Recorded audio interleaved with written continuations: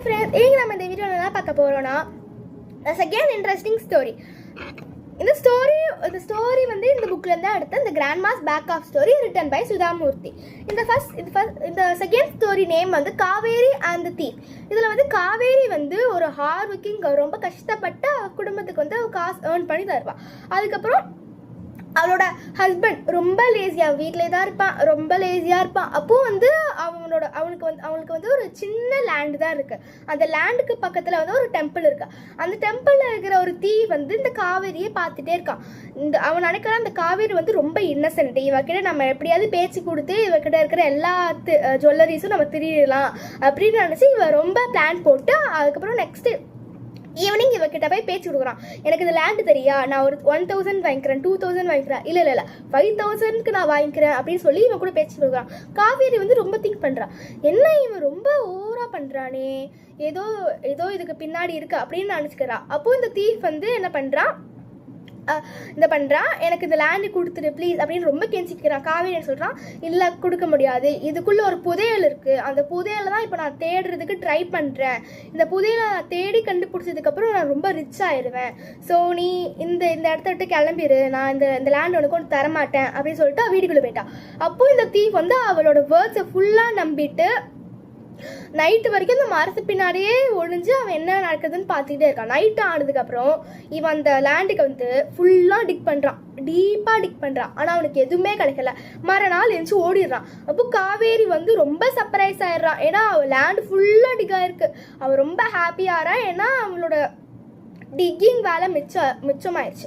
அதனால் அவள் ஈஸியாக வந்து சீட்ஸ்லாம் உள்ளே போட்டு க்ராப்பெல்லாம் க்ரோ பண்ணிடுறான். அந்த க்ராப்பை வந்து அவள் செல் பண்ணி அவள் வந்து அந்த மணி வச்சு அவள் நிறைய ஜுவல்லரிஸ்லாம் பண்ணிடுறான்.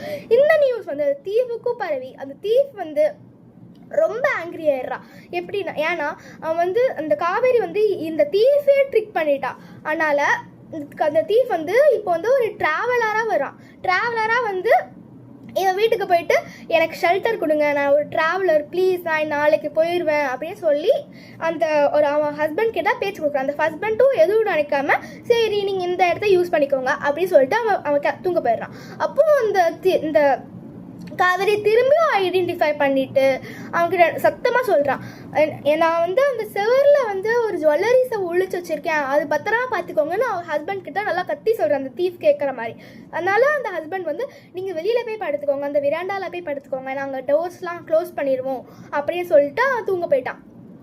அதுக்கப்புறம் அந்த தீஃப் வந்து நினச்சிக்கிட்டே போகிறான், இந்த பொண்ணு என்ன எல்லாத்துக்கும் எல்லாமே ரொம்ப கத்தி சொல்லுது, இந்த பொண்ணுக்கு என்னாச்சு, சரி நம்மளுக்கு தான் ஈஸியாக இருக்கே, நம்ம இந்த செவுத்தை மட்டும் உடச்சி இந்த ஜுவல்லரிஸ் ஃபுல்லாக திருடி நம்ம ஓடிடலாம் அப்படின்னு சொல்லிட்டு இவன் அந்த செவுத்தை ஃபுல்லாக உடைக்கிறான், குத்துறான், மிதிக்கிறான். ஆனால் எதுவுமே அதில் இல்லை. அந்த ஹோல் செவரையே உடச்சிட்டு காலையில் அப்படியே ஓடி போயிட்டான். எதுவுமே இல்லைனால அந்த தீஃப் திரும்பியும் ட்ரிக்ட் ஆகிட்டு ஓடி போயிட்டான்.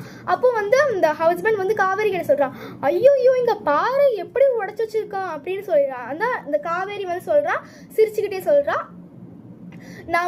நான் பிளான்டாக போட்டு பண்ணேன், எனக்கு அது தீஃப்னு தெரியும், அதனால நம்ம இந்த ஹவுஸை வந்து நம்ம ரீபில்ட் தானே பண்ண யோசிச்சுட்டு இருந்தோம், இப்போ நம்ம ரீபில்டே பண்ண காசு மிச்சம், அந்த இடிக்கிற செலவு மிச்சம் அப்படின்னு சொல்கிறான். அந்த ஹஸ்பண்டும் வாவ் சூப்பர் ஐடியா அப்படின்னு சொல்லிட்டு போயிடுறான். அப்போ ஃபியூ மந்த்ஸ் கழிச்சு அந்த தீஃபுக்கு வந்து அந்த மெசேஜ் போயிடுது. அந்த மெசேஜ் போனோடனே அவன் இன்னும் ரொம்ப ஆங்கிரி ஆகினா, இவ எப்பொழுதுமே நம்ம ட்ரிக் பண்ணிகிட்டே இருக்காளே, கண்டிப்பாக இதுக்கு ரிவென்ஸ் எடுத்தே ஆகும்னு சொல்லிட்டு திரும்பி அவன் ஊருக்கு போகிறான். எப்படின்னா பேங்கிள்ஸ் செல்லர் மாதிரி அவன் ஊருக்கு போகிறான். நிறைய பேங்கிள்ஸ்லாம் ஒரு டப்பாவில் எடுத்துகிட்டு பேங்கிள் செல்லர் மாதிரி ஊருக்கு போகிறான். அவன் ஃப்ரெண்ட்ஸ் எல்லாருமே அந்த பேங்கிள்ஸ் வாங்க வந்தாங்க. ஸோ இவனும் பேங்கிள்ஸ் வாங்க வந்திருக்கான்.